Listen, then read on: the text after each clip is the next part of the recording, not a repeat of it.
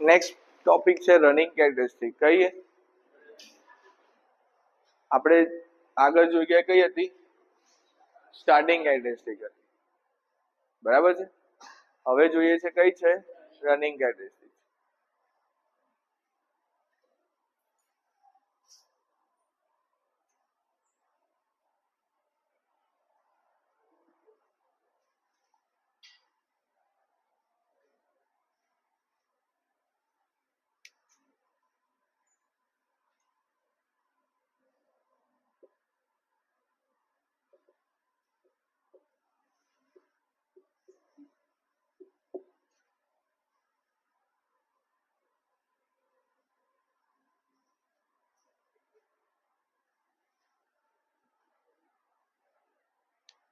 બરાબર. આ કેરેક્ટરિસ્ટિક શેની વર્સિસ છે? ચાલુ કરી દીધું સારું. નેક્સ્ટ ક્વેશ્ચન છે આપણો રનિંગ કેરેક્ટરિસ્ટિક. બરાબર. રનિંગ કેરેક્ટરિસ્ટિક શેની વર્સિસ છે? તો કે સ્પીડ વર્સિસ આર્મેચર કરંટ. બરાબર. પહેલું જોયું આપણે, સ્ટાર્ટિંગ જોયું. હવે આપણે શું જોઈએ છે? રનિંગ કન્ડિશનમાં આવી ગયા પછીની કેરેક્ટરિસ્ટિક જોઈએ છે. ડન. બીજી છે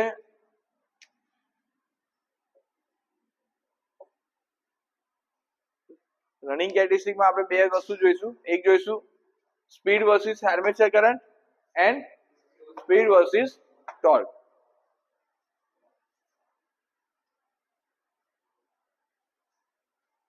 શું ઇક્વેશન શું છે? ચલો મોટરનું ઇક્વેશન શું છે?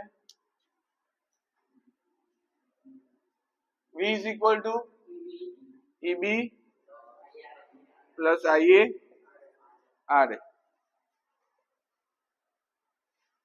બરાબર ને? ચલો EB is equal to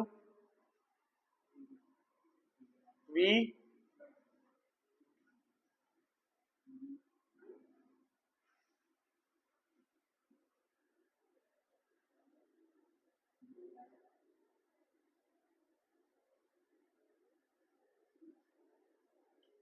આપણે શું જોવાનું છે? Armature current. શું જોવાનું છે? તો IA is equal to શું થાય? તમે જાતે બનાવીને બતાવો મને. મારે IA આગળ લાવવાનો છે. તો IA બરાબર શું થાય? આમાં જો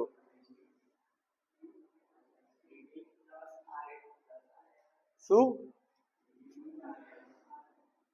V માઇનસ EB. આ V પ્લસ છે, આ AB ને આ બાજુ લઈ જાઓ તો માઇનસ થાય, તો V માઇનસ EB. આ બંને ગુણાકારમાં છે, તો આને હું પેલું લઈ જાઉં તો કઈ જતું રહે? નીચે જાય. લા રે આ થોડું વિચારવાનું ચાલુ કરો, પછી આની અંદરમાં બે બે સ્ટેપ ના લખવા પડે. આટલી ખબર પડવી જોઈએ આપણે. બરાબર. IA is equal to V minus EB upon RA. બરાબર.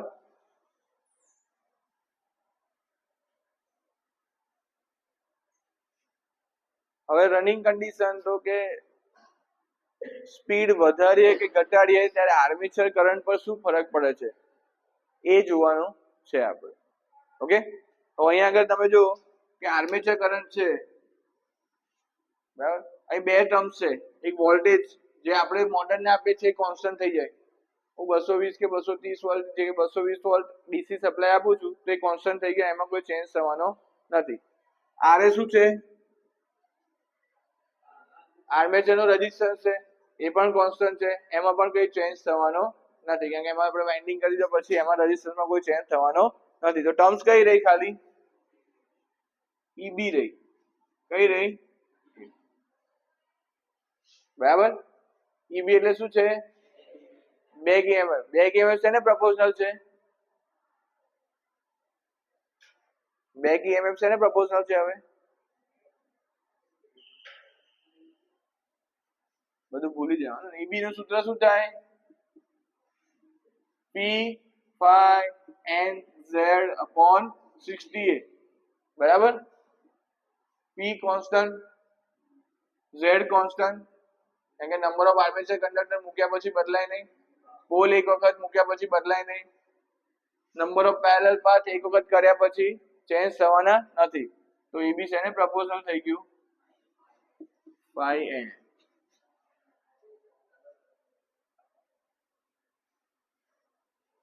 બરાબર. એટલે હવે આપણે આર્મેચર ઈબી ને ઘટાડવું પડે. શું કરવું પડે? આર્મેચર કરંટ વધારવા માટે આપણે શું કરવું પડે? બેક ઈએમએફ ને ઘટાડવું પડે. અને બેક ઈએમએફ ઘટાડવા માટે મારે જો કેટલી વસ્તુ છે? બે વસ્તુ છે. કાં તો મારે ફ્લક્સ ઓછો કરવો પડે, કાં તો સ્પીડ ઓછી કરવી પડે. તો જ ઈબી માં ફેરફાર થાય. અને ઈબી માં ફેરફાર થશે તો જ આર્મેચર કરંટ વધે. બરાબર. હવે આપણે જેમ મોટર ઉપર સ્પીડ વધારીશું એમ શું કરંટ વધારે લીધું જાય સપ્લાય માંથી. બરાબર. તો હવે મારે શું કરવાનું છે કે આર્મેચર કરંટ વધારવો છે. બરાબર. આર્મેચર કરંટ વધારવા માટે મારે શું કરવું પડે? ઈબી માં ઘટાડો પડે. કારણ કે વી અને આર એ તો શું થઈ ગયું? કોન્સ્ટન્ટ થઈ ગયું. વી સપ્લાય વોલ્ટેજ અને આર્મેચર રેઝિસ્ટન્સ બંને કેવું થઈ ગયું? કોન્સ્ટન્ટ થઈ ગયું. તો વધ્યું શું આપણી જોડે? ખાલી બેક ઈએમએફ વધ્યો. બેક ઈએમએફ માં ચેન્જ કરવો હોય મારે, અહીંયા આગળ તમારે આર્મેચર કરંટ વધારવો હોય તો તમારે બેક ઈએમએફ ને શું કરવો પડે? ઓછો કરવો પડે. સિમ્પલ લોજિક છે. હવે આને ઓછો કરવો હોય તો તમારી જોડે શું છે? ઈબી શેની જોડે પ્રપોઝનલ છે? ફ્લક્સ અને સ્પીડ. તમારે આ બે માંથી એક વસ્તુ ઓછી કરવી પડે. બરાબર છે. હવે તમારે જો પહેલી મોટર આવે, તમારી પહેલી મોટર કઈ છે? તો કે શન્ટ મોટર છે. કઈ મોટર?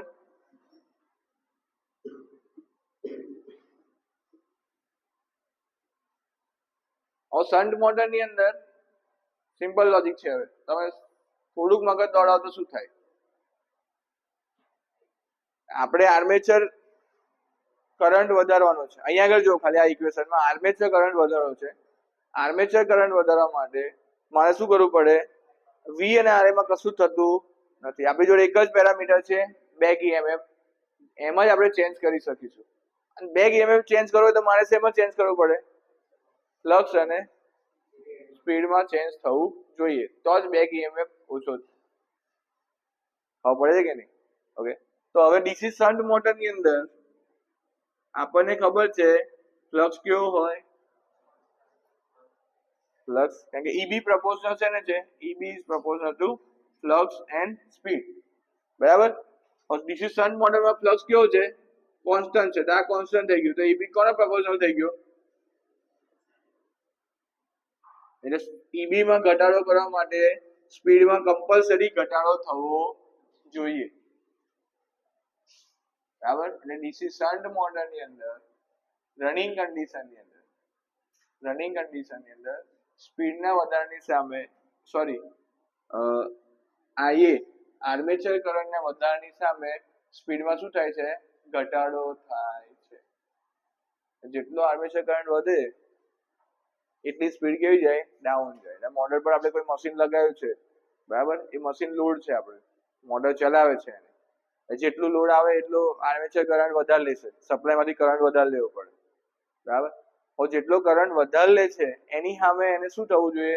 કે બેક ઈએમએફ એનો ઓછો થવો જોઈએ. અને એ બેક ઈએમએફ ઓછો થવા માટે એને શું કરવું પડે? સ્પીડમાં ઘટાડો કરવો પડે. એટલા માટે ડીસી શન્ટ મોટરની અંદર આર્મેચર કરંટના સામે, એટલે જેમ આર્મેચર કરંટ વધતો જાય એમ એની સ્પીડ કેવી થતી જાય? ડાઉન થતી જાય. એટલે તમે શન્ટ મોટરને લોડ કરતા જાઓ ને, શું કરો? શન્ટ મોટર આપણે લોડ કરીએ ને તો કરંટ વધારે લે સપ્લાયમાંથી, તો એની સ્પીડ કેવી થતી જાય? ડાઉન થતી જાય. આ કેરેક્ટરિસ્ટિક એવું બતાવે છે. ખબર છે ને કે આર્મેચર કરંટ અને સ્પીડમાં શું ફરક પડે છે એ બતાવે છે. ઉતરે છે કે નહીં ઉતરતું? મગજમાં ઉતારજો. આપણે મોટર વિચારો, આ શન્ટ મોટર છે, એની જોડે કોઈ મશીન લગાવેલું છે. મશીન એ લોડ કહેવાય. એ જેટલો લોડ વધારે એટલો કરંટ સપ્લાયમાંથી વધતો જાય. સપ્લાયમાં કરંટ વધે એટલે આપણે આર્મેચર કરંટ વધતો જાય. સપ્લાયમાં જે કરંટ લે આર્મેચરમાં જવાનો ડાયરેક્ટ. કારણ કે આપણી જે મોટર છે કન્ડક્શન મોટર છે. ઓકે. એટલે આર્મેચરમાં સીધો સપ્લાય જાય છે. એટલે આર્મેચરનો સપ્લાય વધતો જાય એટલે આઈએ વધતો જાય. બરાબર. પણ આઈએ વધવા સામે શેમાં ઘટાડો થવો જોઈએ? બેક ઈએમએફમાં ઘટાડો થવો જોઈએ. બરાબર. બેક ઈએમએફ ઘટાડો થવા માટે ફ્લક્સ કેવો છે કોન્સ્ટન્ટ. તો શેમાં ઘટાડો થવો જોઈએ? સ્પીડમાં ઘટાડો થવો જોઈએ. એટલે આપણે કન્ક્લુઝન પર એવા આવ્યા, આપણું છેલ્લું કન્ક્લુઝન એવું આવ્યું કે ડીસી શન્ટ મોટર ઉપર જો આપણે લોડ વધારતા જઈએ તો આર્મેચર કરંટ જો વધતો જાય તો એની સામે એની સ્પીડમાં શું થાય છે? ઘટાડો થાય છે. That is called running characteristic of DC shunt motor. આ કથા હતી પહેલા, ખાલી સમજાવવાની. આપણે લખવાનું થાય તો અહીંથી થાય, પણ જ્યાં સુધી આ ના ખબર હોય ત્યાં સુધી આ આવડે નહીં કે આપણે શેમાં ઘટાડો કરવાનો છે, કઈથી ઘટાડો કરીશું એ ખાસ જોવું પડે. આવડે કે ના આવડે? હે સેકન્ડ બેન્ચ ક્રિસ એની બાજુવાળા ભાઈ તો કમ્પ્લીટ જ છે. ઓકે, તો જેમ કરંટ વધતો જાય અને સ્પીડમાં શું થાય? ઘટાડો. આ તમારી કેરેક્ટરિસ્ટિક છે. જેમ સ્પીડ આઈએ તમારો વધતો જાય એમ તમારી સ્પીડમાં શું થાય? ઘટાડો થાય. અને આઈએ ક્યારે વધે? આઈએ વધવાનું કારણ શું છે? સિમ્પલ રીઝન છે કે મોટર પર લોડ વધતો હોય તો જ તમારું આઈએ વધારે કરંટ મોટરને લેવો પડે. સિમ્પલ લોજિક છે. તમે મોટર જેટલો લોડ કરશો એટલો એ વધારે કરંટ ખેંચવાનું ચાલુ કરશે. બરાબર. એટલા માટે મોટર ઉપર લખેલું જ હોય કે આને આટલો લોડ આપવાનો અને એની પરથી વધારે લોડ ના અપાય, નકર એ વધારે કરંટ લઈ લે તો વાઇન્ડિંગ ભરી જાય. સમજણ પડે કે નહીં પડતી? ઓકે. એટલે ડીસી શન્ટ મોટર એવું કહે છે કે આપણે લોડના વધારા સામે આર્મેચર કરંટ વધતો હોય તો ડીસી શન્ટ મોટરમાં એની સ્પીડમાં શું થાય છે? ઘટાડો થાય છે.